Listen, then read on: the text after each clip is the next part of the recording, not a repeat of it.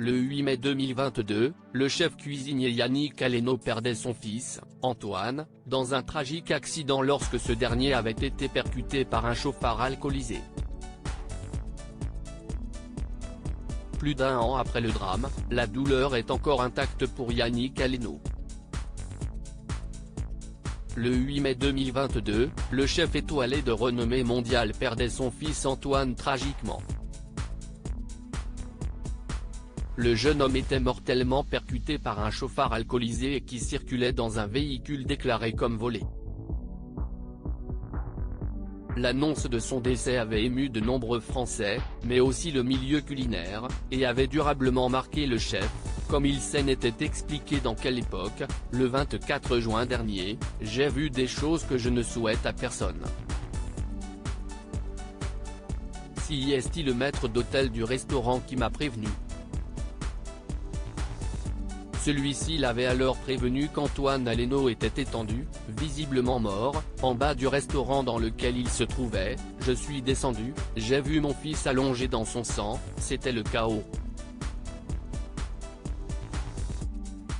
Un anniversaire posthume déchirant pour Yannick Aleno 13 mois après le drame. Sur son compte Instagram, Yannick Aleno a de nouveau pris la parole au sujet de son fils disparu afin de lui rendre hommage et lui souhaiter un anniversaire posthume. « Tu me manques mon fils, commence-t-il, que là-haut, tu fêtes ton anniversaire.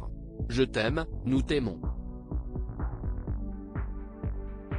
Depuis plusieurs mois, le chef cherche à sensibiliser la population sur les dangers de la route, et souhaite mettre en place un délit d'homicide routier, notamment pour sanctionner plus durement les personnes prenant le volant alors qu'elles sont sous l'emprise de la drogue et de l'alcool.